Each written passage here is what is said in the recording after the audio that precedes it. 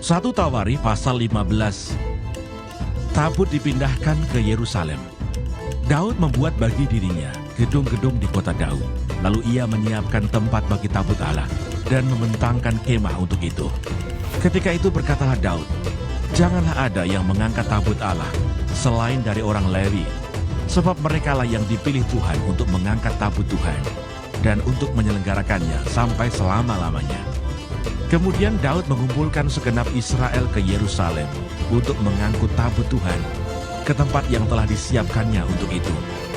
Daud mengumpulkan Bani Harun dan orang Lewi, dari Bani Kehat, Uriel, seorang pemimpin dan saudara-saudara sepuaknya, 120 orang dari Bani Merari, Asaya, seorang pemimpin dan saudara-saudara sepuaknya, 220 orang. Dari Bani Gerson, Yoel, seorang pemimpin dan saudara-saudara sepuaknya, 130 orang. Dari Bani Elsafan, Semaya, seorang pemimpin, dan saudara-saudara sepuaknya, 200 orang. Dari Bani Hebron, Eliel, seorang pemimpin, dan saudara-saudara sepuaknya, 80 orang. Dari Bani Usiel, Aminadab, seorang pemimpin, dan saudara-saudara sepuaknya, 112 orang. Lalu Daud memanggil Sadok dan Abiatar, imam-imam itu, dan orang-orang Lewi, yakni Uriel, Asaya, Yoel, Semaya, Eliel, dan Aminadab, dan berkata kepada mereka, "Hai kamu ini, para kepala puak dari orang Lewi, kuduskanlah dirimu, kamu ini dan saudara-saudara sepuakmu, supaya kamu mengangkut tabut Tuhan Allah Israel ke tempat yang telah kusiapkan untuk itu. Sebab oleh karena pada pertama kali kamu tidak hadir, maka Tuhan Allah kita telah menyambar di tengah-tengah kita, sebab kita tidak meminta petunjuknya seperti seharusnya." Jadi para imam dan orang-orang Lewi menguduskan dirinya untuk mengangkut tabut Tuhan Allah Israel. Kemudian Bani Lewi mengangkat tabut Allah itu dengan gandar pengusung di atas bahu mereka, seperti yang diperintahkan Musa sesuai dengan firman Tuhan. Daud memerintahkan para kepala orang Lewi itu supaya mereka menyuruh berdiri saudara-saudara sepuak mereka, yakni para penyanyi, dengan membawa alat-alat musik seperti gambus, kecapi, dan ceracap untuk memperdengarkan dengan nyaring lagu-lagu gembira. Maka orang Lewi itu menyuruh berdiri Heman bin Yoel dan dari saudara-saudara sepuaknya, Asaf bin Berechiah, dari Bani Merari, saudara-saudara sepuak mereka, Etan bin Kusaya, dan bersama-sama mereka itu saudara-saudara mereka dari tingkat kedua, Zakaria, Yaasiel, Semiramot, Yehiel, Uni, Eliab, Benaya, Maaseya, Matica, Elivele, Mikneya, dan Obed-Edom, serta Yehiel, para penunggu pintu gerbang. Para penyanyi, yakni Heman, Asaf, dan Etan, harus memperdengarkan lagu dengan ceracap tembaga. Zakaria, Asiel, Semiramot, Yehiel, Uni, Eliab, Maaseya, Benaya harus memainkan gambus yang tinggi nadanya. Sedang Matica, Elivele, Mikneya, Obed-Edom, Yehiel, dan Asasya harus memainkan kecapi yang 8 nada lebih rendah tingkatnya untuk mengiringi nyanyian. Kenanya, pemimpin orang Lewi, mendapat tugas pengangkutan. Ia mengepalai pengangkutan, sebab ia paham dalam hal itu. Berechiah dan Elkana adalah penunggu pintu pada tabut, dan Sebanya, Yosafat, Netaneel, Amasai, Zakaria, Benaya, dan Eliezer, yakni imam-imam itu meniup nafiri di hadapan tabut Allah. Sedang Obed, Edom, dan Yehiel adalah penunggu pintu pada tabut itu. Maka Daud dan para tua-tua Israel dan para pemimpin pasukan 1000 pergi untuk mengangkut tabut perjanjian Tuhan itu dari rumah Obed-Edom dengan sukacita. Dan oleh karena Allah menolong orang Lewi yang mengangkat tabut perjanjian Tuhan itu, maka dipersembahkanlah 7 ekor lembu jantan dan 7 ekor domba jantan. Daud memakai jubah dari kain lenan halus. Juga segala orang Lewi yang mengangkat tabut itu, dan para penyanyi, dan Kenanya yang mengepalai pengangkutan, dan para penyanyi. Daud juga memakai baju efod dari kain lenan. Seluruh orang Israel mengangkut tabut perjanjian Tuhan itu dengan diiringi sorak dan bunyi sangkakala. nafiri, dan ceracap sambil memperdengarkan permainan gambus dan kecapi. Ketika tabut perjanjian Tuhan itu sampai ke kota Daud, maka Mikal, anak perempuan Saul, menjenguk dari jendela, lalu melihat Raja Saul melompat-lompat dan menari-nari. Sebab itu ia memandang rendah Daud dalam hatinya.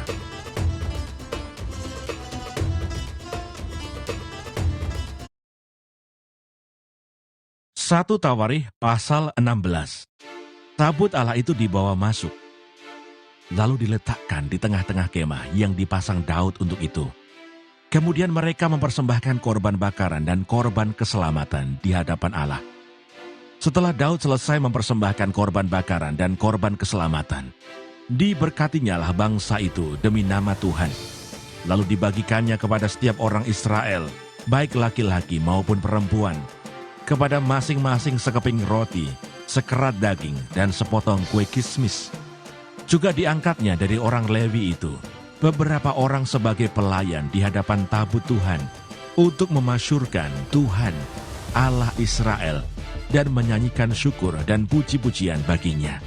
Kepala ialah Asaf, dan sebagai orang kedua ialah Zakaria, lalu Yeiel, Semiramot, Yehiel, Matica, Eliab, Benaya, Obed-Edom, dan Yeiel yang harus memainkan gambus dan kecapi.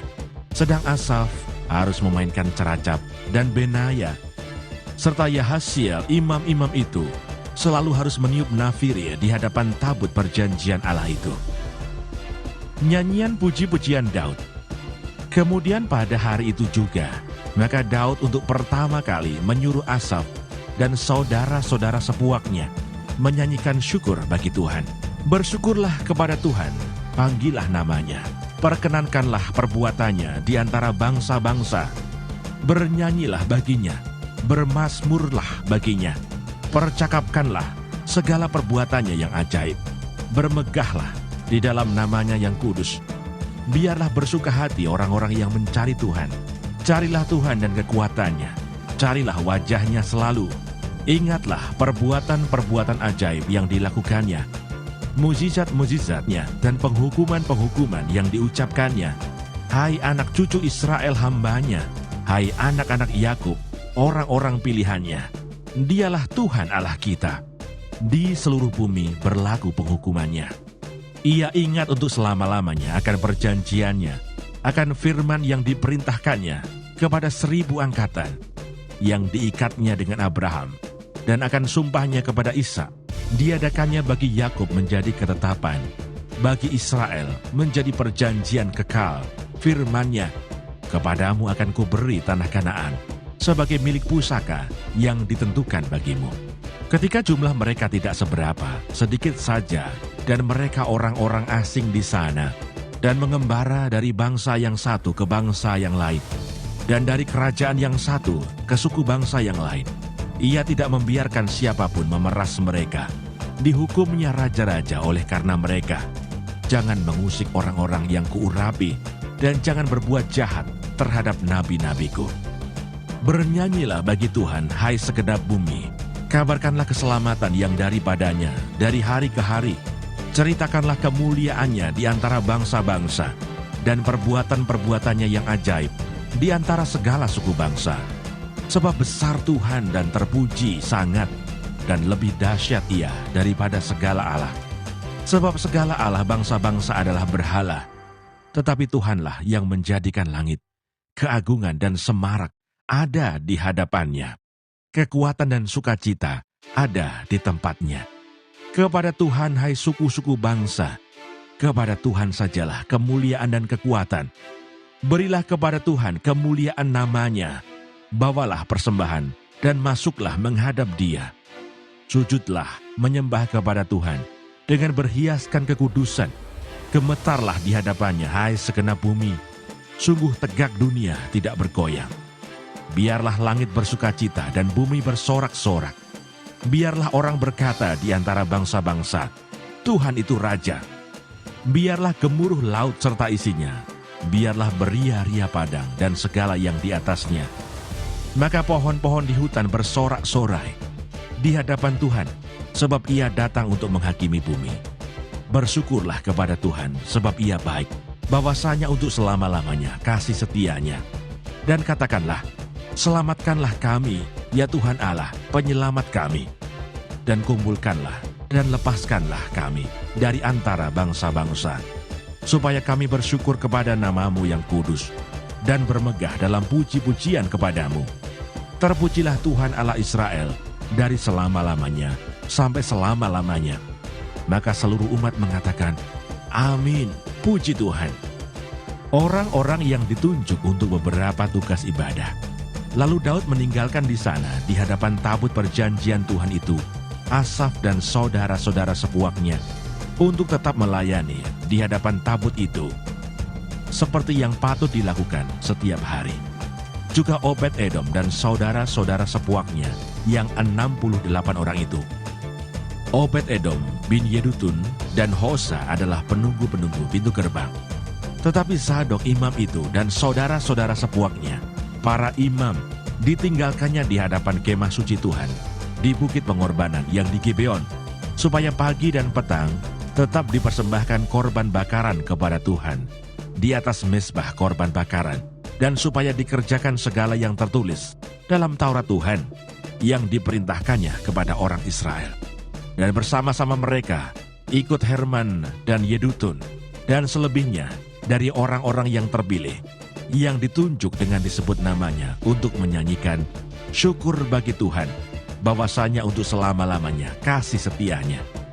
Pada Heman dan Yedutun itu ada nafiri dan ceracap untuk para pemain, juga alat-alat musik pengiring nyanyian untuk Allah. Dan anak-anak Yedutun harus menjaga pintu gerbang. Sesudah itu pergilah seluruh bangsa itu masing-masing ke rumahnya, dan Daud pulang untuk memberi salam kepada seisi rumahnya. 1 Tawarikh pasal 17. Janji mengenai bait suci yang akan didirikan oleh Salomo. Setelah Daud menetap di rumahnya, berkatalah ia kepada Nabi Natan, "Lihatlah, aku ini diam dalam rumah dari kayu aras, padahal tabut perjanjian Tuhan itu ada di bawah tenda-tenda." Lalu berkatalah Natan kepada Daud, "Lakukanlah segala sesuatu yang dikandung hatimu, sebab Allah menyertai engkau." Tetapi juga datanglah firman Allah kepada Natan demikian, "Pergilah, katakanlah kepada hambaku Daud, beginilah firman Tuhan, bukanlah engkau yang akan mendirikan rumah bagiku untuk didiami. Aku tidak pernah diam dalam rumah, sejak aku menuntun orang Israel keluar sampai hari ini. Tetapi aku mengembara dari kemah ke kemah, dan dari kediaman ke kediaman. Selama aku mengembara bersama-sama seluruh orang Israel, pernahkah aku mengucapkan firman kepada salah seorang hakim orang Israel, yang kuperintahkan mengembalakan umatku demikian? Mengapa kamu tidak mendirikan bagiku rumah dari kayu aras? Oleh sebab itu, beginilah kau katakan kepada hambaku Daud, beginilah firman Tuhan semesta alam. Akulah yang mengambil engkau dari padang, ketika menggiring kambing domba, untuk menjadi raja atas umatku Israel. Aku telah menyertai engkau di segala tempat yang kau jalani, dan telah melenyapkan segala musuhmu dari depanmu. Aku akan membuat namamu seperti nama orang-orang besar yang ada di bumi. Aku akan menentukan tempat bagi umatku Israel, dan akan menanamkannya, sehingga ia dapat diam di tempatnya sendiri, dengan tidak lagi dikejutkan, dan tidak pula ditekan oleh orang-orang lalim seperti dahulu. Sejak aku mengangkat hakim-hakim atas umatku Israel, aku akan menundukkan segala musuhmu. Juga aku beritahukan kepadamu, Tuhan akan membangun suatu keturunan bagimu, apabila umurmu sudah genap untuk pergi mengikuti nenek moyangmu. Maka aku akan membangkitkan keturunanmu yang kemudian, salah seorang anakmu sendiri, dan aku akan mengokohkan kerajaannya. Dialah yang akan mendirikan rumah bagiku, dan aku akan mengokohkan tahtanya untuk selama-lamanya. Aku akan menjadi bapaknya, dan ia akan menjadi anakku. Tetapi kasih setiaku tidak akan kuhilangkan daripadanya, seperti yang kuhilangkan daripada orang yang mendahului engkau. Dan aku akan menegakkan dia dalam rumahku, dan dalam kerajaanku untuk selama-lamanya. Dan tahtanya akan kokoh untuk selama-lamanya. Tepat seperti perkataan ini, Dan tepat seperti penglihatan ini, Nathan berbicara kepada Daud. Doa syukur Daud. Lalu masuklah Raja Daud ke dalam. Kemudian duduklah ia di hadapan Tuhan sambil berkata, "Siapakah aku ini ya Tuhan Allah? Dan siapakah keluargaku? Sehingga Engkau membawa aku sampai sedemikian ini. Dan hal ini masih kurang di mata-Mu ya Allah. Sebab itu, Engkau telah berfirman juga tentang keluarga hamba-Mu ini dalam masa yang masih jauh, dan telah memperlihatkan kepadaku serentetan manusia yang akan datang, ya Tuhan Allah. Apakah lagi yang dapat ditambahkan Daud kepadamu dalam hal Engkau memuliakan hamba-Mu ini? Bukankah Engkau yang mengenal hamba-Mu ini, ya Tuhan? Oleh karena hamba-Mu ini dan menurut hati-Mu, Engkau telah melakukan segala perkara yang besar ini dengan memberitahukan segala perkara yang besar itu. Ya Tuhan, tidak ada yang sama seperti Engkau, dan tidak ada Allah selain Engkau, menurut segala yang kami tangkap dengan telinga kami. Dan bangsa manakah di bumi seperti umat-Mu Israel, yang Allahnya pergi membebaskannya, menjadi umat-Nya, untuk mendapat nama bagi-Mu, dengan perbuatan-perbuatan yang besar dan dahsyat, dan dengan menghalau bangsa-bangsa dari depan umat-Mu, yang telah Kau bebaskan dari Mesir. Engkau telah membuat umat-Mu Israel menjadi umat-Mu untuk selama-lamanya, dan Engkau ya Tuhan menjadi Allah mereka. Dan sekarang ya Tuhan, diteguhkanlah untuk selama-lamanya janji yang Kau ucapkan mengenai hamba-Mu ini, dan mengenai keluarganya, dan lakukanlah seperti yang Kau janjikan itu. Maka nama-Mu akan menjadi teguh dan besar untuk selama-lamanya, sehingga orang berkata, Tuhan semesta alam, Allah Israel, adalah Allah bagi orang Israel. Maka keluarga hamba-Mu, Daud, akan tetap kokoh di hadapan-Mu. Sebab Engkau yang Allahku, telah menyatakan kepada hamba-Mu ini, bahwa Engkau akan membangun keturunan baginya. Itulah sebabnya hamba-Mu ini telah memberanikan diri untuk memanjatkan doa ke hadapan-Mu. Oleh sebab itu ya Tuhan, Engkaulah Allah dan telah menjanjikan perkara yang baik ini kepada hamba-Mu. Kiranya Engkau sekarang berkenan memberkati keluarga hamba-Mu ini, supaya tetap ada di hadapan-Mu untuk selama-lamanya. Sebab apa yang Engkau berkati, ya Tuhan, diberkati untuk selama-lamanya.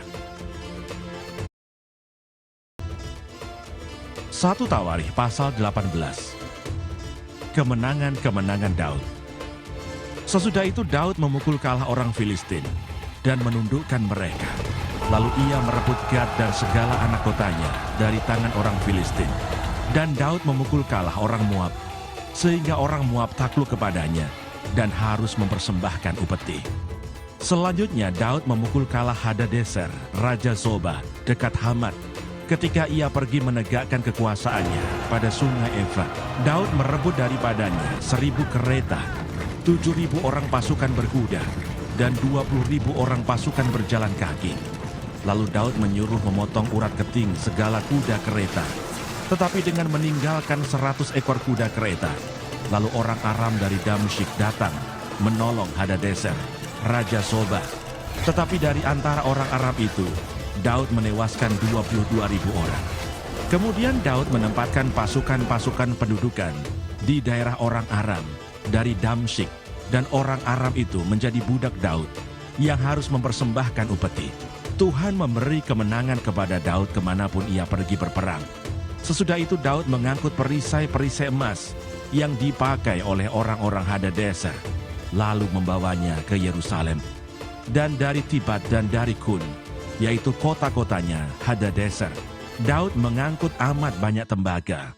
Daripadanya Salomo membuat laut tembaga, tiang-tiang dan perlengkapan tembaga. Ketika didengar tahu Raja Hamat bahwa Daud telah memukul kalah seluruh tentara Hadadeser Raja Zoba, maka ia mengutus Hadoram anaknya kepada Raja Daud untuk menyampaikan salam dan mengucapkan selamat kepadanya, karena ia telah berperang melawan Hadadeser dan memukul dia kalah. Sebab Hadadeser sering memerangi Daud, dan Hadoram membawa pelbagai barang-barang emas, perak, dan tembaga. Juga barang-barang ini dikhususkan Raja Daud bagi Tuhan, bersama-sama perak dan emas yang diangkutnya dari segala bangsa, yakni dari orang Edom, dari orang Moab, dari Bani Amon, dari orang Filistin, dan dari orang Amalek. Abisai anak Seruya menewaskan 18.000 orang Edom di lembah Asin. Lalu ia menempatkan pasukan-pasukan pendudukan di Edom, sehingga seluruh Edom diperbudak oleh Daud. Tuhan memberi kemenangan kepada Daud kemanapun ia pergi berperang. Pegawai-pegawai Daud. Demikianlah Daud telah memerintah atas seluruh Israel dan menegakkan keadilan dan kebenaran bagi seluruh bangsanya.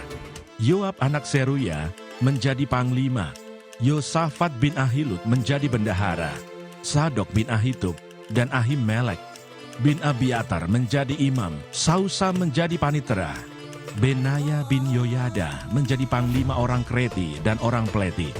Dan anak-anak Daud adalah orang-orang utama yang diperbantukan kepada raja. 1 Tawarikh pasal 19. Daud berperang melawan Bani Amon dan orang Aram. Sesudah itu matilah Nahas, raja Bani Amon. Lalu anaknya menjadi raja menggantikan dia.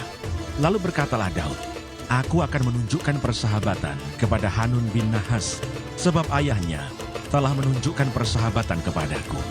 Sebab itu Daud mengirim utusan untuk menyampaikan pesan turut berduka cita kepadanya karena kematian ayahnya.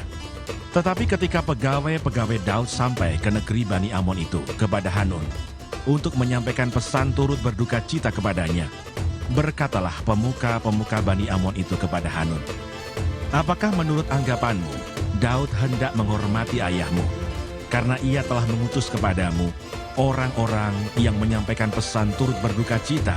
Bukankah dengan maksud untuk menyelidik, untuk mengintai dan menghancurkan negeri ini, maka pegawai-pegawainya datang kepadamu?"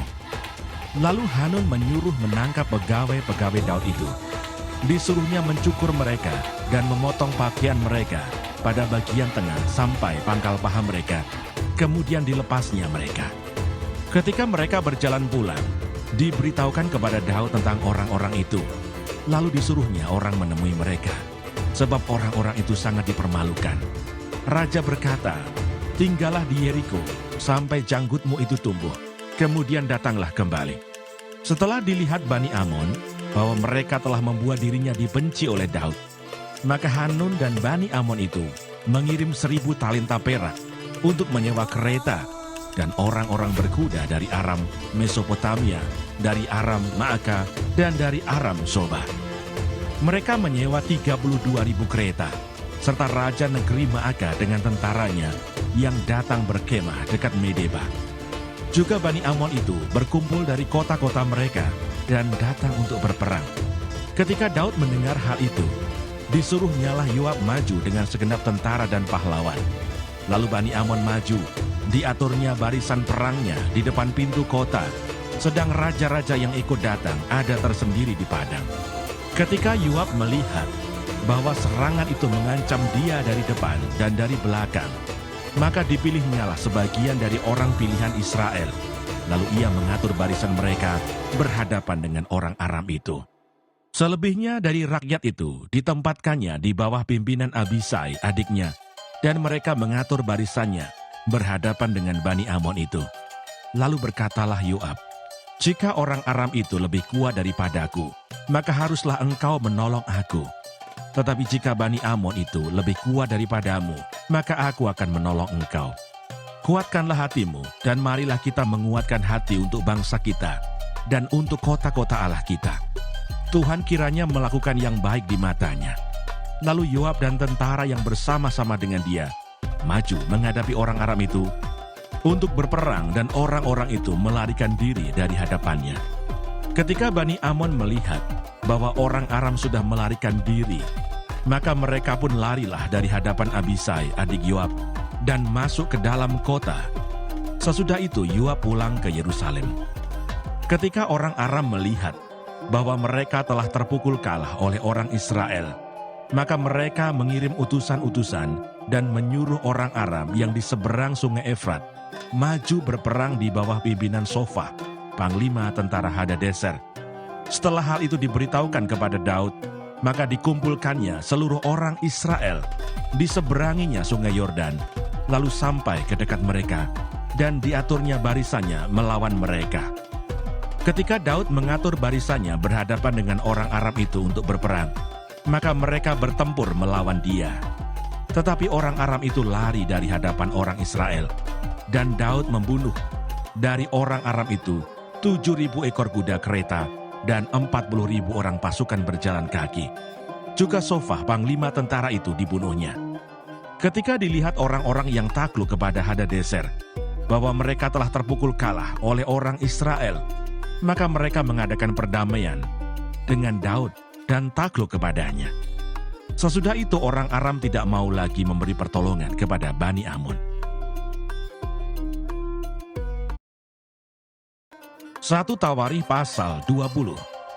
Perang melawan Bani Amon berakhir. Pada pergantian tahun, pada waktu raja-raja biasanya maju berperang, maka Yoab membawa keluar bala tentaranya. Lalu ia memusnahkan negeri Bani Amon. Kemudian ia maju dan mengepung kota Raba. Sedang Daud sendiri tinggal di Yerusalem. Yoab memukul kalah Raba dan meruntuhkannya. Sesudah itu Daud mengambil mahkota dari kepala raja mereka. Beratnya ternyata setalenta emas, bertahtakan, sebuah batu permata yang mahal. Dan itu dikenakan pada kepala Daud.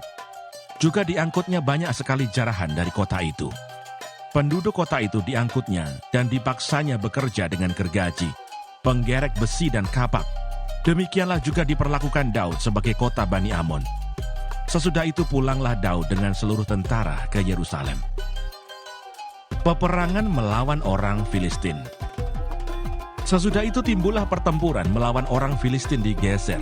Pada waktu itu, Sibkai orang Husa memukul kalah Sipai, seorang dari keturunan raksasa, dan mereka ditundukkan. Maka terjadilah lagi pertempuran melawan orang Filistin. Lalu Elhanan bin Yair menewaskan Lahmi, saudara Goliat, orang Gad itu, yang gagang tombaknya seperti pisau, tukang tenun. Lalu terjadi lagi pertempuran di Gad, dan di sana ada seorang yang tinggi perawakannya, yang tangannya dan kakinya masing-masing berjari 6, 24 seluruhnya. Juga orang ini termasuk keturunan raksasa. Ia mengolok-olok orang Israel. Maka Yonatan anak Simea, kakak Daud, menewaskannya. Orang-orang ini termasuk keturunan raksasa di Gad. Mereka tewas oleh tangan Daud dan oleh tangan orang-orangnya.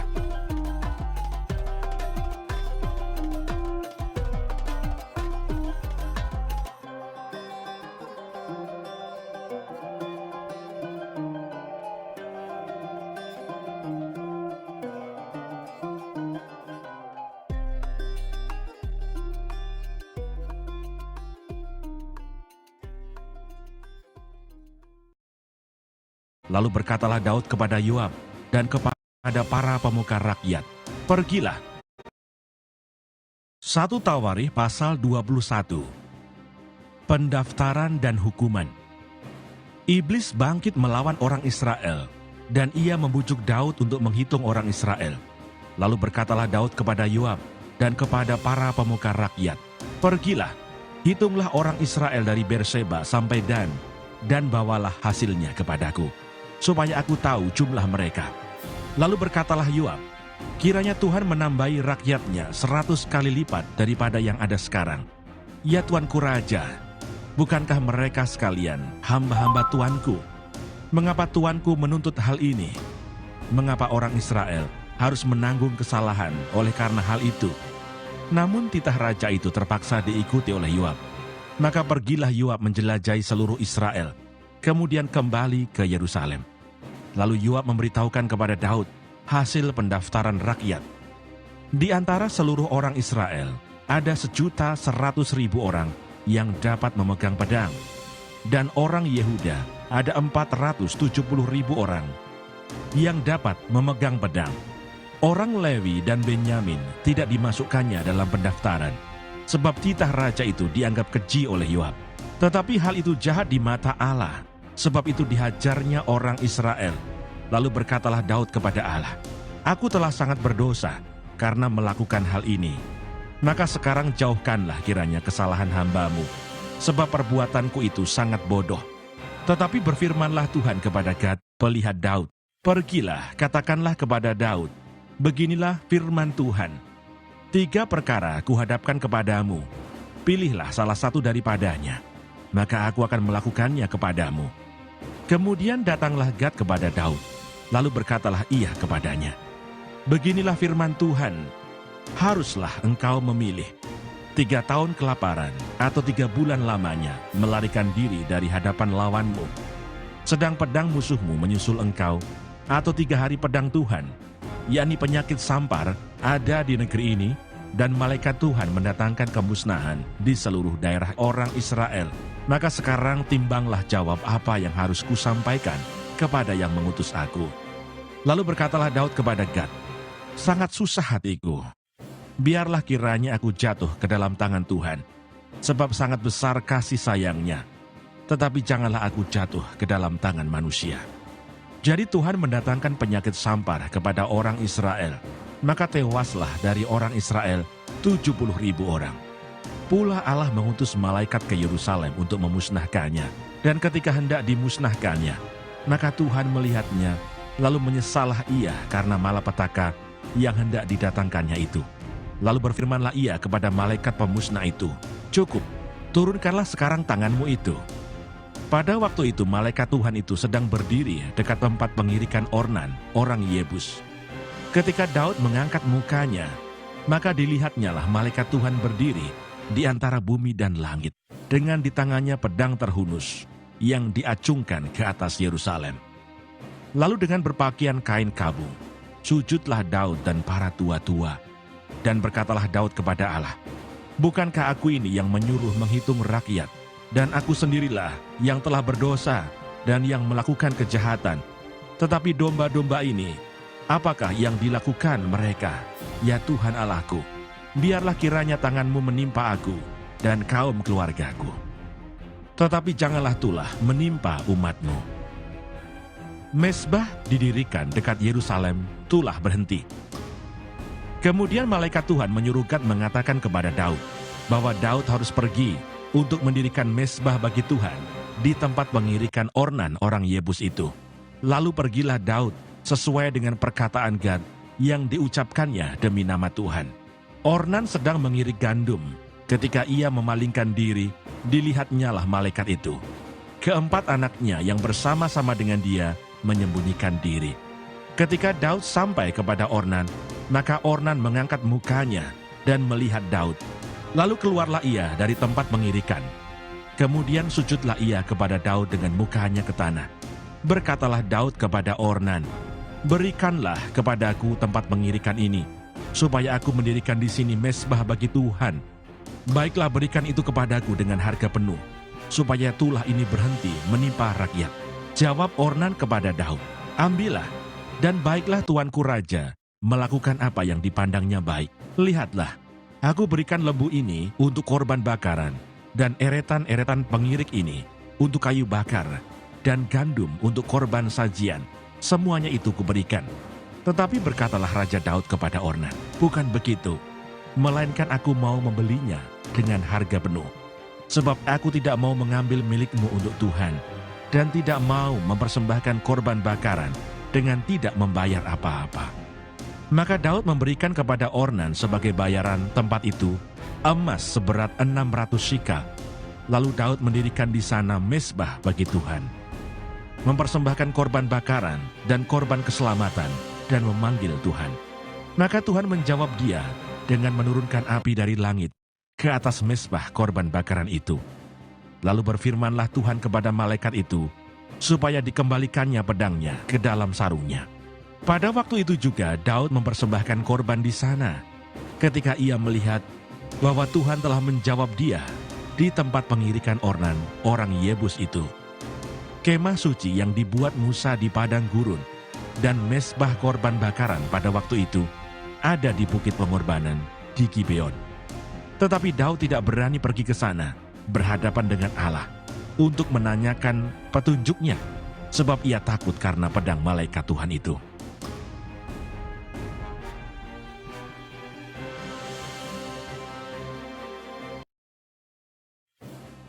1 Tawarikh pasal 22.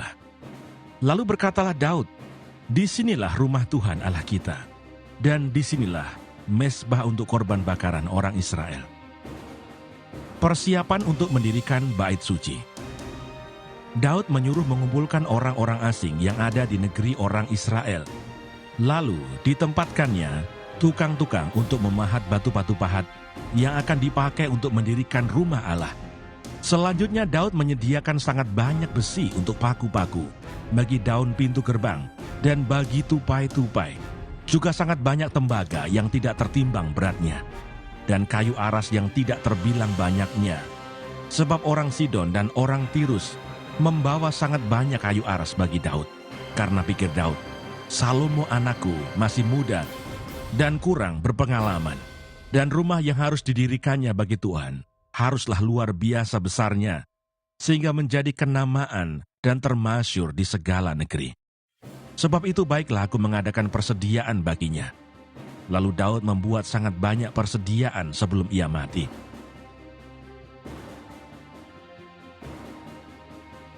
Kemudian dipanggilnya Salomo anaknya, dan diberinya perintah kepadanya untuk mendirikan rumah bagi Tuhan Allah Israel.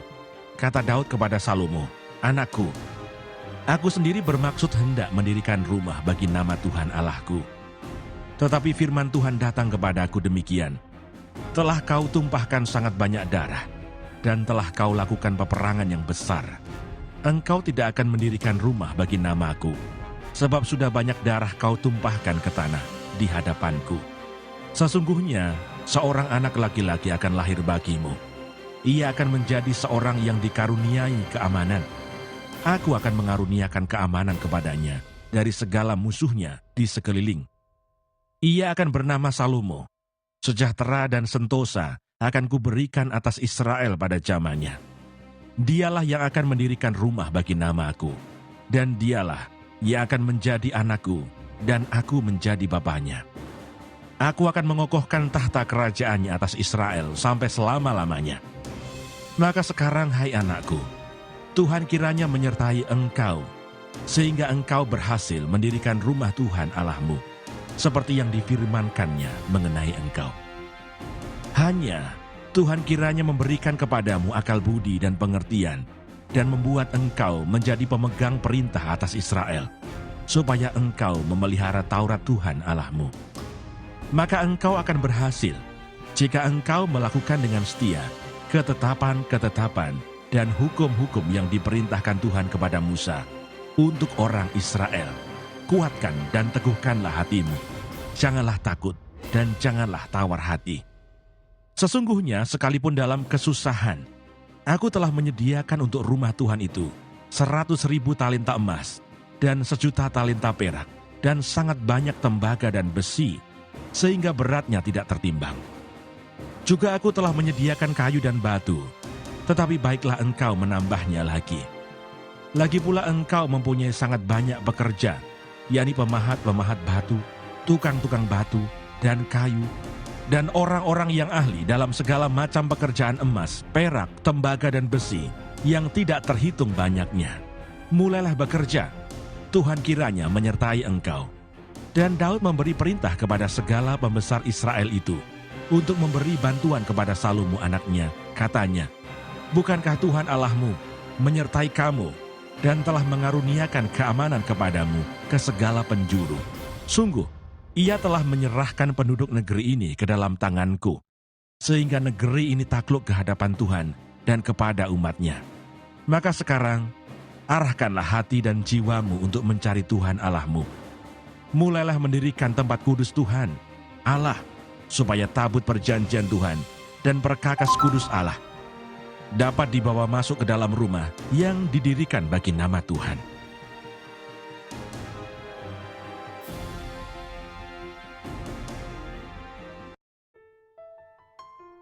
Satu Tawarikh pasal 23. Orang Lewi dibagi dan diberi tugas. Setelah Daud menjadi tua dan lanjut umur, maka diangkatnya Salomo menjadi raja atas Israel. Ia mengumpulkan segala pembesar Israel, juga para imam dan orang-orang Lewi. Lalu dihitunglah orang-orang Lewi yang berumur 30 tahun ke atas, dan jumlah orang-orang mereka dihitung satu demi satu. Ada 38.000 orang. Dari orang-orang ini, 24.000 orang harus mengawasi pekerjaan di rumah Tuhan. 6.000 orang harus menjadi pengatur dan hakim. 4.000 orang menjadi penunggu pintu gerbang. Dan 4.000 orang menjadi pemuji Tuhan dengan alat-alat musik yang telah kubuat untuk melakukan puji-pujian. Kata Daud. Juga Daud membagi-bagi mereka dalam rombongan menurut anak-anak Lewi, yakni Gerson, Kehat, dan Merari. Termasuk orang Gerson ialah Ladan dan Simei. Anak-anak Ladan ialah Yehiel, seorang kepala, serta Zetam dan Yoel, 3 orang. Anak-anak Simei ialah Selomit, Hasiel, dan Haran, 3 orang. Orang-orang inilah yang menjadi kepala puak Ladan. Anak-anak Simei ialah Yahat, Zisa, Yeus, dan Beria. Itulah anak-anak Simei, 4 orang. Yahat ialah kepala, dan Zisa orang kedua. Tetapi Yeus dan Beria tidak mempunyai banyak anak. Maka mereka merupakan hanya satu puak dengan satu jabatan. Anak-anak Kehat ialah Amram, Yisar, Hebron, dan Usiel, 4 orang. Anak-anak Amram ialah Harun dan Musa. Harun ditunjuk untuk mengurus apa yang Maha Kudus, dia dan keturunannya, sampai selama-lamanya. Untuk membakar korban di hadapan Tuhan, untuk melayani dia, dan untuk memberi berkat demi namanya, sampai selama-lamanya. Anak-anak Musa, abdi Allah itu, digolongkan kepada suku Lewi. Anak-anak Musa ialah Gersom dan Eliezer. Anak Gersom ialah Sebuel, seorang kepala. Anak Eliezer ialah Rehabya, seorang kepala. Eliezer tidak mempunyai anak-anak lain. Tetapi anak-anak Rehabya luar biasa banyaknya. Anak Yishar ialah Selomit, seorang kepala. Anak-anak Hebron ialah Yeria, seorang kepala. Amaria, anak yang kedua. Yahasiel, anak yang ketiga. Dan Yekameam, anak yang keempat. Anak-anak Usiel ialah Mika, seorang kepala. Dan Yisia, anak yang kedua.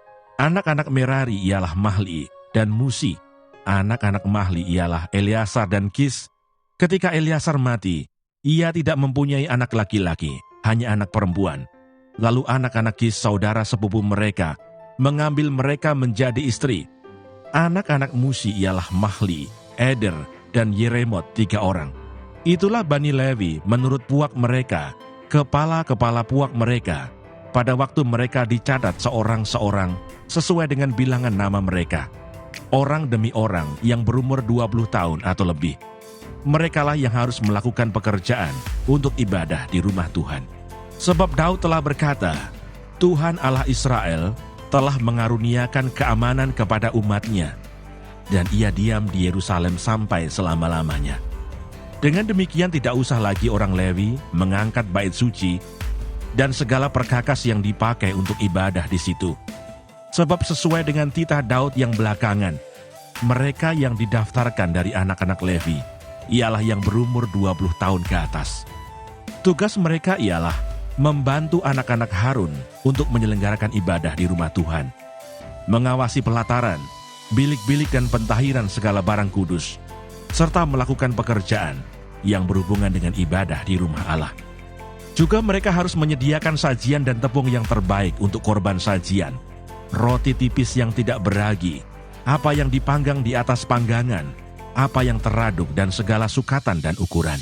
Selanjutnya mereka bertugas menyanyikan syukur dan puji-pujian bagi Tuhan setiap pagi. Demikian juga pada waktu petang dan pada waktu mempersembahkan segala korban bakaran kepada Tuhan. Pada hari-hari Sabat, bulan-bulan baru, dan hari-hari raya, menurut jumlah yang sesuai dengan peraturan yang berlaku bagi mereka. Sebagai tugas tetap di hadapan Tuhan, mereka harus melakukan pemeliharaan kemah pertemuan, serta tempat kudus, dan harus melayani anak-anak Harun, saudara-saudara mereka, untuk menyelenggarakan ibadah di rumah Tuhan. 1 Tawarikh pasal 24. Para imam dibagi dalam rombongan. Inilah rombongan-rombongan anak-anak Harun. Anak-anak Harun ialah Nadab, Abihu, Eleasar, dan Itamar. Tetapi Nadab dan Abihu mati lebih dahulu daripada ayah mereka dengan tidak mempunyai anak laki-laki. Maka yang memegang jabatan imam ialah Eleasar dan Itamar.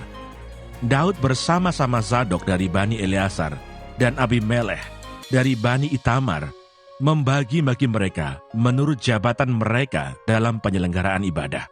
Lalu ternyata bahwa di antara keturunan Eleazar ada lebih banyak kepala kaum daripada di antara keturunan Itamar. Sebab itu orang membagi-bagi mereka sebagai berikut. Untuk Bani Eleazar 16 orang kepala puak, tetapi untuk Bani Itamar 8 orang kepala puak. Dan orang membagi-bagi mereka dengan membuang undi tanpa mengadakan perbedaan. Sebab ada pemimpin-pemimpin kudus dan pemimpin-pemimpin Allah, baik di antara keturunan Eleazar maupun di antara keturunan Itamar. Dan Semaya bin Netanael, panitera itu, seorang Lewi, menulis nama mereka di depan raja, di depan pembesar-pembesar Imam Sadoh, Ahimelech bin Abiatar, dan di depan kepala-kepala puak para imam dan orang Lewi. Setiap kali satu puak diambil dari Eleazar, dan demikian pula satu puak dari Itamar. Undian yang pertama jatuh pada Yoyarib, yang kedua pada Yedaya, yang ketiga pada Harim, yang keempat pada Seorim, yang kelima pada Malkia, yang keenam pada Meyamin, yang ketujuh pada Hakos, yang kedelapan pada Abia, yang kesembilan pada Yesua, yang kesepuluh pada Sekanya, yang ke-11 pada Eliasib, yang ke-12 pada Yakim, yang ke-13 pada Hupa, yang ke-14 pada Yesebeab, yang ke-15 pada Bilga, yang ke-16 pada Imer, yang ke-17 pada Hesir, yang ke-18 pada Habises, yang ke-19 pada Petahia, yang ke-20 pada Yeheskel, yang ke-21 pada Yakin, yang ke-22 pada Gamul, yang ke-23 pada Delaya, yang ke-24 pada Maasya.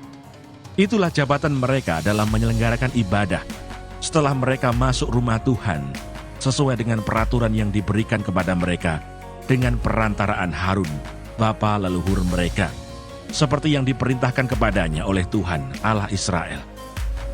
Puak-puak orang Lewi.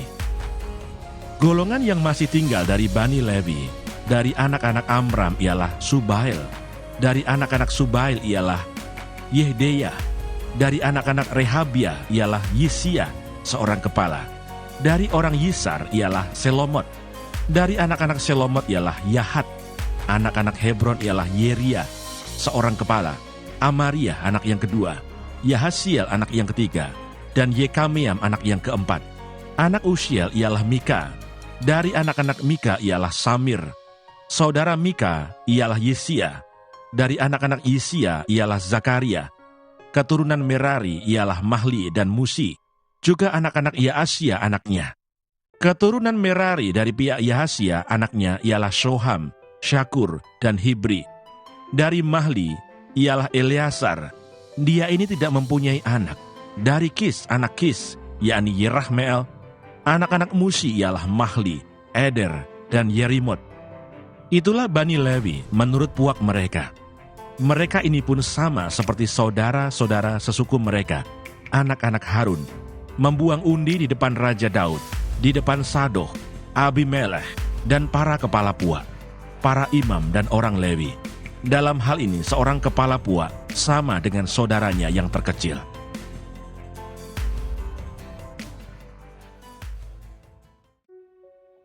Satu Tawarikh pasal 25.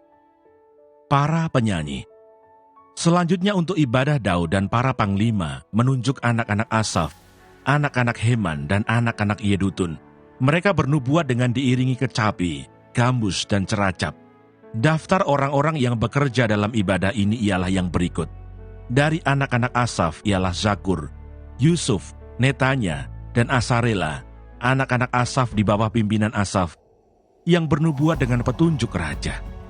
Dari Yedutun ialah anak-anak Yedutun, Gedalia, Zeri, Yesaya, Simei, Hasabia, dan Matika, 6 orang di bawah pimpinan ayah mereka, Yedutun, yang bernubuat dengan diiringi kecapi pada waktu menyanyikan syukur dan puji-pujian bagi Tuhan. Dari Heman ialah anak-anak Heman, Bukia, Matanya, Usiel, Sebuel, Yerimot, Hananya, Hanani, Eliata, Gidalti, Romamti, Eser, Yosbekasa, Maloti, Hotir, dan Mahasiot. Mereka ini sekalian adalah anak-anak Heman, pelihat raja, menurut janji Allah untuk meninggikan tanduk kekuatannya.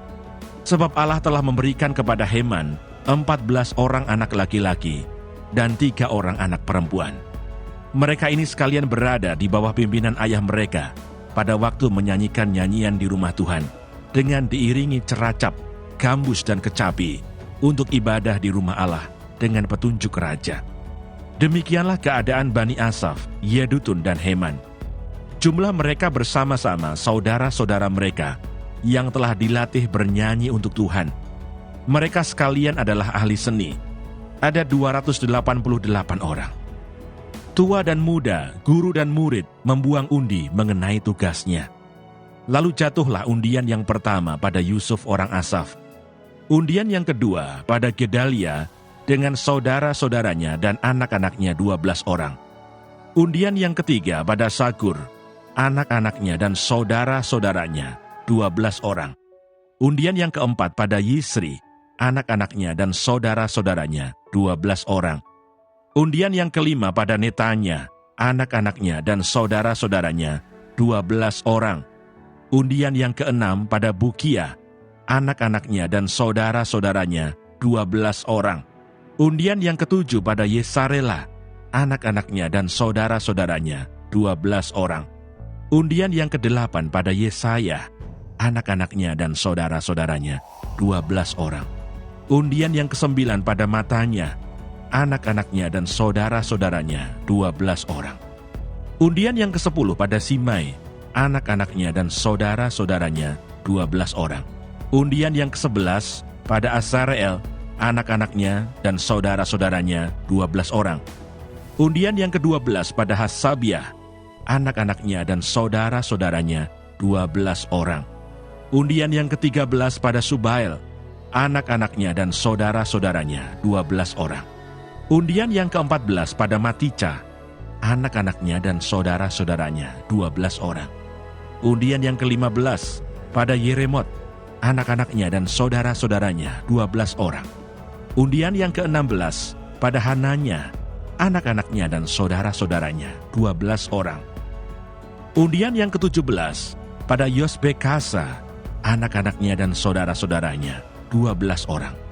Undian yang ke-18 pada Hanani, anak-anaknya dan saudara-saudaranya 12 orang. Undian yang ke-19 pada Maloti, anak-anaknya dan saudara-saudaranya 12 orang. Undian yang ke-20 pada Eliata, anak-anaknya dan saudara-saudaranya 12 orang. Undian yang ke-21 pada Hotir, anak-anaknya dan saudara-saudaranya 12 orang. Undian yang ke-22 pada Gidalti, anak-anaknya dan saudara-saudaranya 12 orang. Undian yang ke-23 pada Mahasyot, anak-anaknya dan saudara-saudaranya 12 orang. Undian yang ke-24 pada Romamti-Eser, anak-anaknya dan saudara-saudaranya. 1 Tawarikh pasal 26. Para penunggu pintu dan para pejabat lain di antara orang Lewi. Tentang rombongan para penunggu pintu, dari orang Korah ialah Meselemia bin Kore dari keturunan Ebiasaf. Meselemia mempunyai anak-anak, yakni Zakaria anak sulung, Yediael anak yang kedua, Zebaja anak yang ketiga, Yatniel anak yang keempat, Elam anak yang kelima, Yohanan anak yang keenam, Elioenai anak yang ketujuh. Obed Edom mempunyai anak-anak, yakni Semaya anak sulung, Yosabat anak yang kedua, Yoah anak yang ketiga, Sakar anak yang keempat, Netaneel anak yang kelima, Amiel anak yang keenam, Isakar anak yang ketujuh, dan Peuletai anak yang kedelapan. Sebab Allah telah memberkati dia. Bagi Semaya, anak Obed Edom itu lahir anak-anak. Mereka memegang pemerintahan di bawah puak mereka. Sebab mereka itu adalah pahlawan-pahlawan yang gagah perkasa. Anak-anak Semaya ialah Otni, Refael, Obed, dan Elsabat, serta saudara-saudaranya, yakni Elihu dan Semakiah, orang-orang gagah perkasa. Mereka sekalian adalah dari keturunan Obed Edom, yakni mereka sendiri, anak-anak mereka, dan saudara-saudara mereka, masing-masing orang yang gagah perkasa, cakap untuk pekerjaan itu, 62 orang jumlahnya dari Obed-Edom. Dan Meselemia mempunyai 18 orang anak dan saudara, orang-orang yang gagah perkasa. Hosa dari Bani Merari mempunyai anak-anak, yakni Zimri, seorang kepala, sebab sekalipun ia bukan anak sulung, tetapi ayahnya mengangkat dia menjadi kepala. Hilkia anak yang kedua, Tebalia anak yang ketiga, dan Zakaria anak yang keempat. Semua anak dan saudara Hosa itu ada 13 orang. Rombongan-rombongan para penunggu pintu itu, yang dibagi menurut kepala kaum, mempunyai tugas melayani di rumah Tuhan, sama seperti saudara-saudara sesuku mereka. Untuk setiap pintu gerbang, mereka membuang undi menurut puak-puak mereka, baik puak yang kecil maupun puak yang besar. Undian untuk pintu timur jatuh pada Selemia. Selanjutnya mereka membuang undi bagi Zakaria anaknya, seorang penasihat yang berakal budi. Lalu jatuhlah undiannya untuk pintu utara. Bagi Obed-Edom, ialah pintu selatan, dan bagi anak-anaknya gudang perlengkapan. Bagi Supim dan Hosa, ialah pintu barat, beserta pintu gerbang Saleket. Di jalan raya tanjakan, penjaga yang satu ditaruh berdampingan dengan penjaga yang lain. Di sebelah timur ada 6 orang setiap hari, di sebelah utara ada 4 orang setiap hari, di sebelah selatan ada 4 orang setiap hari.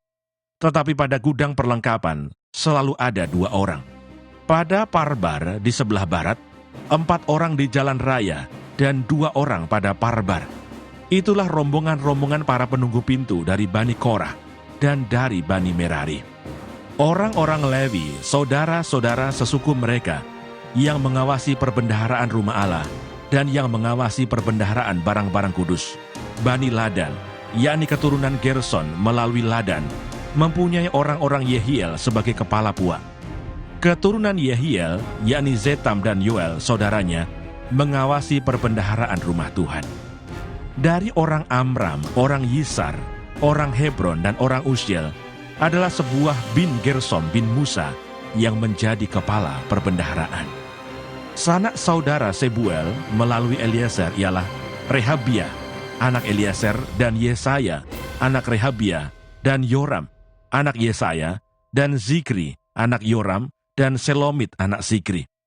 Selomit ini beserta sanak saudaranya mengawasi perbendaharaan barang-barang kudus yang telah dikuduskan oleh Raja Daud dan oleh para kepala puak dan para pemimpin pasukan 1000 dan pasukan 100 dan para panglima. Mereka telah menguduskannya dari rampasan perang untuk menyemarakkan rumah Tuhan. Juga segala yang dikuduskan oleh Samuel pelihat itu, oleh Saul bin Kis, oleh Abner bin Ner, dan oleh Yoab anak Seruya. Iya, segala barang yang dikuduskan ada di bawah pengawasan Selomit beserta saudara-saudaranya. Dari orang Yisar adalah Kenanya, beserta anak-anaknya yang diserai tugas luar di Israel, yaitu menjadi pengatur dan hakim.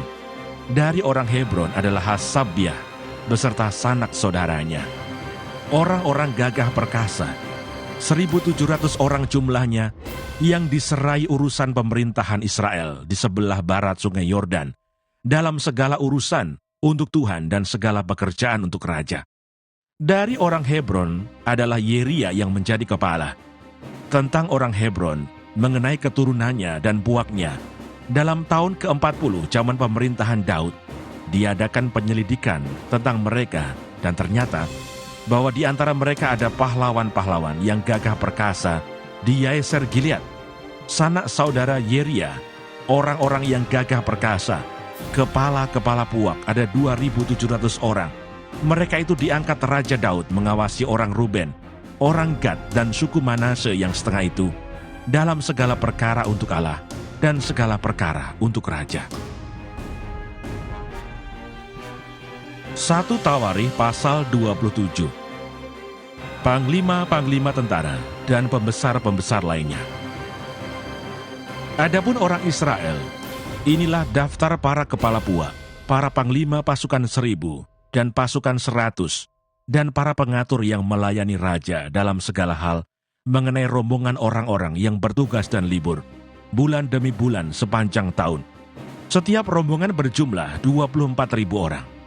Yang mengepalai rombongan pertama untuk bulan pertama ialah Yasobam bin Sabdiel, dan dalam rombongannya ada 24.000 orang. Ia dari Bani Peres, dan mengepalai semua panglima untuk bulan yang pertama. Yang mengepalai rombongan bulan yang kedua ialah Dodai, orang Ahohi. Sedang pemimpin rombongannya yang berjumlah 24.000 orang adalah Miklot. Panglima yang ketiga untuk bulan yang ketiga ialah Benaya, anak imam kepala Yoyada, dan dalam rombongannya ada 24.000 orang. Benaya ini adalah seorang dari ke-30 pahlawan dan mengepalai ke-30 orang itu. Tetapi yang memegang pimpinan rombongannya ialah Amizabad anaknya. Yang keempat untuk bulan yang keempat ialah Asael, saudara Yoab. Kemudian ia digantikan oleh Zebaja anaknya, dan dalam rombongannya ada 24.000 orang. Yang kelima untuk bulan yang kelima ialah Samhud, orang Yisrah, panglima itu. Dan dalam rombongannya ada 24.000 orang.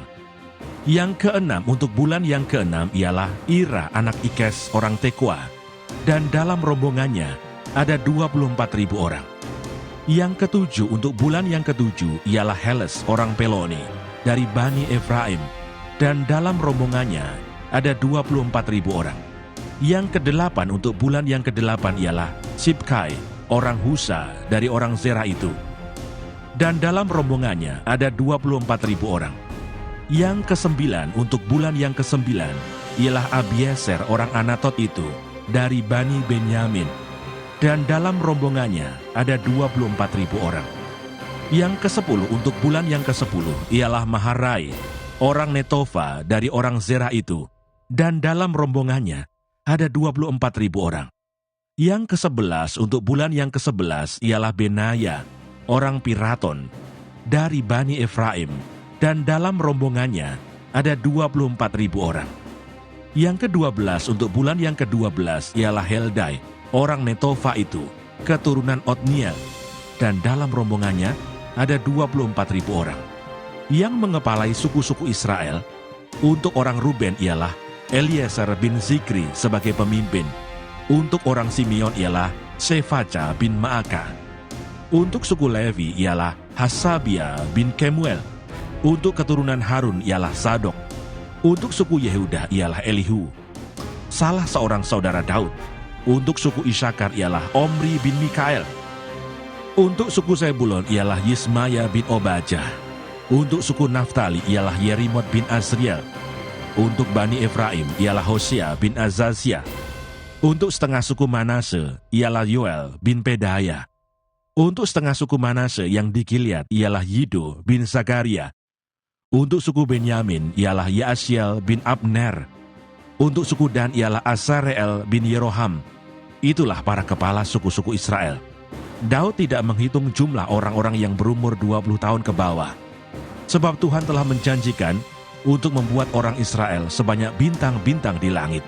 Memang Yoab anak Zeruya telah mulai menghitung, tetapi ia tidak menyelesaikannya. Sebab oleh karena hal itu orang Israel tertimpa murka. Dengan demikian jumlah mereka tidak dibukukan dalam kitab sejarah Raja Daud. Yang mengawasi persediaan raja ialah Asmawet bin Adiel. Dan yang mengawasi persediaan di luar kota, di kota-kota, di desa-desa, dan di dalam menara-menara lumbung, ialah Yonatan bin Usia. Yang mengawasi para pekerja di ladang yang harus mengusahakan tanah ialah Esri bin Kelub. Yang mengawasi kebun-kebun anggur ialah Simai, orang Rama. Yang mengawasi hasil kebun anggur untuk persediaan anggur ialah Zabdi, orang Sifmi. Yang mengawasi pohon-pohon zaitun dan pohon-pohon ara di daerah bukit ialah Baal Hanan, orang Gederi. Yang mengawasi persediaan minyak ialah Yoas. Yang mengawasi lembu sapi yang digembalakan di tanah Saron ialah Sitrai, orang Saron. Yang mengawasi lembu sapi di lembah-lembah ialah Safat bin Adelai. Yang mengawasi unta-unta ialah Obil, orang Ismail. Yang mengawasi keledai-keledai betina ialah Yehdeya, orang Meronot. Yang mengawasi kambing domba ialah Yasis, orang Hagri. Mereka ini sekalian ialah para pengawas harta milik Raja Daud. Yonatan, saudara ayah Daud, adalah penasihat. Dia seorang cerdas dan ahli kitab. Yehiel bin Hachmoni membantu anak-anak raja. Ahitofel adalah penasihat raja. Husai, orang Arki, adalah sahabat raja.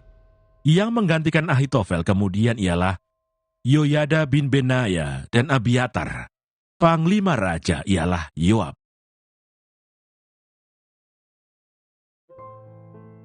Satu Tawarikh pasal 28.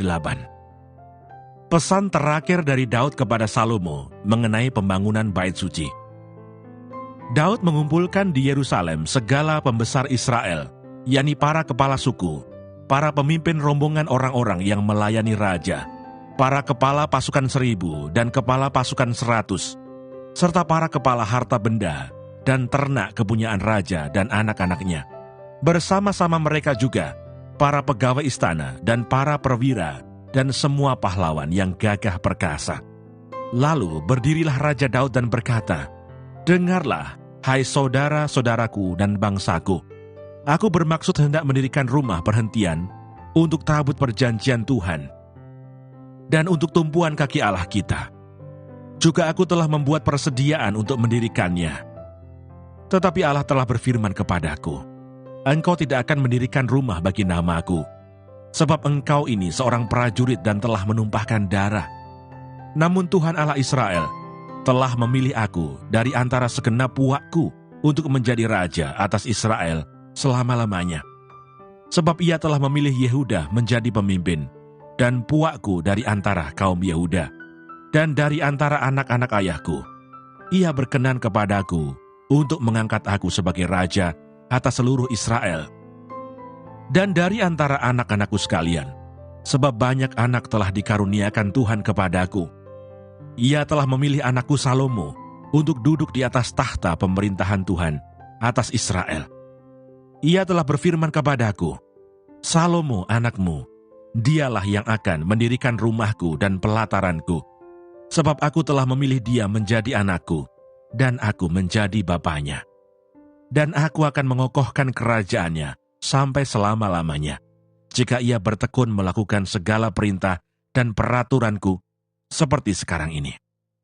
Maka sekarang, di depan mata seluruh Israel jemaah Tuhan, dan dengan didengar Allah kita, aku berkata kepadamu, peliharalah dan tuntutlah segala perintah Tuhan Allahmu, supaya kamu tetap menduduki negeri yang baik ini, dan mewariskannya sampai selama-lamanya kepada anak-anakmu yang kemudian. Dan engkau anakku Salomo, kenalah Allahnya ayahmu, dan beribadahlah kepadanya dengan tulus ikhlas dan dengan rela hati. Sebab Tuhan menyelidiki segala hati, dan mengerti segala niat dan cita-cita. Jika engkau mencari dia, maka ia berkenan ditemui olehmu. Tetapi jika engkau meninggalkan dia, maka ia akan membuang engkau untuk selamanya. Camkanlah sekarang, sebab Tuhan telah memilih engkau untuk mendirikan sebuah rumah menjadi tempat kudus. Kuatkanlah hatimu dan lakukanlah itu." Lalu Daud menyerahkan kepada Salomo anaknya rencana bangunan dari balai bait suci dan ruangan-ruangannya, dari perbendaharaannya, kamar-kamar atas dan kamar-kamar dalamnya, serta dari ruangan untuk tutup pendamaian. Selanjutnya, rencana dari segala yang dipikirkannya mengenai pelataran rumah Tuhan dan bilik-bilik di sekelilingnya, mengenai perbendaharaan-perbendaharaan rumah Allah dan perbendaharaan-perbendaharaan barang-barang kudus, mengenai rombongan-rombongan para imam dan para orang Lewi, dan mengenai segala pekerjaan untuk ibadah di rumah Tuhan dan segala perkakas untuk ibadah di rumah Tuhan. Juga ia memberikan emas seberat yang diperlukan untuk segala perkakas pada tiap-tiap ibadah. Dan diberikannya perak seberat yang diperlukan untuk segala perkakas perak pada tiap-tiap ibadah, yakni sejumlah emas untuk kandil-kandil emas dan lampu-lampunya yang dari emas, seberat yang diperlukan tiap-tiap kandil dan lampu-lampunya. Dan perak untuk kandil perak, seberat yang diperlukan perak untuk satu kandil dan lampu-lampunya, sesuai dengan pemakaian tiap-tiap kandil dalam ibadah. Kemudian diberikannya sejumlah emas untuk meja-meja roti sajian, meja demi meja, dan perak untuk meja-meja dari perak. Selanjutnya emas murni untuk garpu-garpu dan bokor-bokor penyiraman dan kendi-kendi. Juga untuk piala-piala dari emas seberat yang diperlukan untuk tiap-tiap piala. Dan perak untuk piala dari perak seberat yang diperlukan untuk tiap-tiap piala. Juga emas yang disucikan untuk mezbah pembakaran ukupan seberat yang diperlukan. Dan emas untuk pembentukan kereta yang menjadi tumpangan kedua kerub yang mengembangkan sayapnya sambil menudungi tabut perjanjian Tuhan. Semuanya itu terdapat dalam tulisan yang diilhamkan kepadaku oleh Tuhan, yang berisi petunjuk tentang segala pelaksanaan rencana itu. Lalu berkatalah Daud kepada Salomo anaknya, "Kuatkan dan teguhkanlah hatimu, dan lakukanlah itu. Janganlah takut dan janganlah tawar hati, sebab Tuhan Allah, Allahku menyertai engkau. Ia tidak akan membiarkan dan meninggalkan engkau, sampai segala pekerjaan untuk ibadah di rumah Allah selesai. Sesungguhnya rombongan para imam dan para orang Lewi ada untuk melakukan segala ibadah di rumah Allah. Dan ada beberapa sukarelawan yang ahli dalam setiap tugas yang dapat membantu engkau. Juga para pemimpin dan seluruh rakyat ini sepenuhnya ada di bawah perintahmu."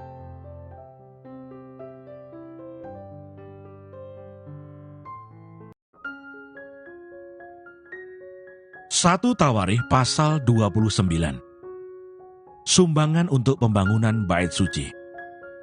Berkatalah Raja Daud kepada segenap jemaah itu, "Salomo anakku yang satu-satunya dipilih Allah adalah masih muda dan kurang berpengalaman, sedang pekerjaan ini besar, sebab bukanlah untuk manusia bait itu, melainkan untuk Tuhan Allah.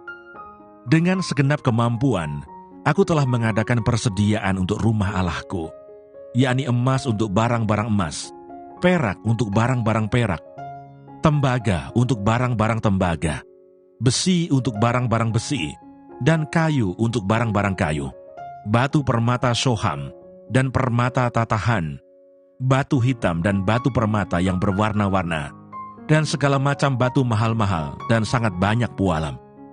Lagi pula oleh karena cintaku kepada rumah Allahku, maka sebagai tambahan pada segala yang telah kusediakan bagi rumah kudus, aku dengan ini memberikan kepada rumah Allahku dari emas dan perak kepunyaanku sendiri 3.000 talenta emas dari emas Ofir dan 7.000 talenta perak murni untuk menyalut dinding ruangan, yakni emas untuk barang-barang emas dan perak untuk barang-barang perak dan untuk segala yang dikerjakan oleh tukang-tukang. Maka siapakah pada hari ini yang rela memberikan persembahan kepada Tuhan?" Lalu para kepala puak dan para kepala suku Israel, dan para kepala pasukan 1.000 dan pasukan 100, dan para pemimpin pekerjaan untuk raja menyatakan kerelaannya. Mereka menyerahkan untuk ibadah di rumah Allah 5.000 talenta emas dan 10.000 dirham, 10.000 talenta perak, dan 18.000 talenta tembaga, serta 100.000 talenta besi. Siapa yang mempunyai batu permata, menyerahkannya kepada Yehiel, orang Gerson itu, untuk perbendaharaan rumah Tuhan. Bangsa itu bersuka cita karena kerelaan mereka masing-masing, sebab dengan tulus hati mereka memberikan persembahan sukarela kepada Tuhan. Juga Raja Daud sangat bersuka cita. Nyanyian pujian Daud. Lalu Daud memuji Tuhan di depan mata segenap jemaah itu. Berkatalah Daud, "Terpujilah Engkau ya Tuhan, Allahnya Bapa kami Israel, dari selama-lamanya sampai selama-lamanya. Ya Tuhan, punyamulah kebesaran dan kejayaan, kehormatan, kemasyuran dan keagungan. Ya, segala-galanya yang ada di langit dan di bumi. Ya Tuhan, punyamulah kerajaan, dan Engkau yang tertinggi itu melebihi segala-galanya sebagai kepala. Sebab kekayaan dan kemuliaan berasal daripadamu, dan Engkaulah yang berkuasa atas segala-galanya. Dalam tangan-Mulah kekuatan dan kejayaan. Dalam tangan-Mulah kuasa membesarkan dan mengokohkan segala-galanya. Sekarang ya Allah kami bersyukur kepadamu dan memuji nama-Mu yang agung itu. Sebab siapakah aku ini dan siapakah bangsaku, sehingga kami mampu memberikan persembahan sukarela seperti ini. Sebab daripadamu-lah segala-galanya, dan dari tangan-Mu sendirilah persembahan yang kami berikan kepadamu. Sebab kami adalah orang asing di hadapan-Mu, dan orang pendatang, sama seperti semua nenek moyang kami, sebagai bayang-bayang hari-hari kami di atas bumi, dan tidak ada harapan. Ya Tuhan Allah kami, segala kelimpahan bahan-bahan yang kami sediakan ini, untuk mendirikan bagi-Mu rumah bagi nama-Mu yang kudus, adalah dari tangan-Mu sendiri, dan punya-Mu-lah segala-galanya. Aku tahu ya Allahku, bahwa Engkau adalah penguji hati dan berkenan kepada keikhlasan. Maka aku pun mempersembahkan semuanya itu dengan sukarela dan tulus ikhlas. Dan sekarang umat-Mu yang hadir di sini telah kulihat memberikan persembahan sukarela kepadamu dengan sukacita. Ya Tuhan Allah Abraham, Ishak dan Israel, bapa-bapa kami, peliharalah untuk selama-lamanya kecenderungan hati umat-Mu yang demikian ini, dan tetaplah tujukan hati mereka kepadamu. Dan kepada Salomo anakku, berikanlah hati yang tulus, sehingga ia berpegang pada segala perintah-Mu dan peringatan-Mu dan ketetapan-Mu, melakukan segala-galanya, dan mendirikan bait yang persiapannya telah kulakukan. Salomo menjadi raja, Daud meninggal. Kemudian berkatalah Daud kepada segenap jemaah itu, "Pujilah kiranya Tuhan Allahmu." Maka segenap jemaah itu memuji Tuhan, Allah nenek moyang mereka. Kemudian mereka berlutut dan sujud kepada Tuhan dan kepada raja. Keesokan harinya, mereka mempersembahkan korban sembelihan dan korban bakaran kepada Tuhan, yakni 1.000 ekor lembu, 1.000 ekor domba jantan, dan 1.000 ekor domba muda, dengan korban-korban curahannya, dan sangat banyak korban sembelihan demi seluruh Israel. Lalu mereka makan dan minum pada hari itu di hadapan Tuhan dengan sukacita yang besar. Kemudian menyatakan untuk kedua kalinya Salomo, anak Daud, sebagai raja dan mengurapi dia bagi Tuhan sebagai raja dan Sadok sebagai imam. Kemudian duduklah Salomo sebagai raja menggantikan Daud ayahnya di atas tahta yang ditetapkan Tuhan. Ia mendapat kemujuran, sehingga setiap orang Israel mendengarkan perkataannya. Lalu semua pemimpin dan pahlawan, juga semua anak Raja Daud, mengakui kekuasaan Raja Salomo. Tuhan membuat Salomo luar biasa besar di mata seluruh orang Israel, dan mengaruniakan kepadanya keagungan kerajaan, seperti tidak pernah ada pada semua raja sebelum dia yang memerintah atas Israel. Demikianlah Daud bin Isai telah memerintah atas seluruh Israel. Ia memerintah atas orang Israel selama 40 tahun. Di Hebron ia memerintah 7 tahun, dan di Yerusalem ia memerintah 33 tahun. Kemudian matilah ia pada waktu telah putih rambutnya, lanjut umurnya, penuh kekayaan dan kemuliaan. Kemudian naik rajalah Salomo anaknya menggantikan dia.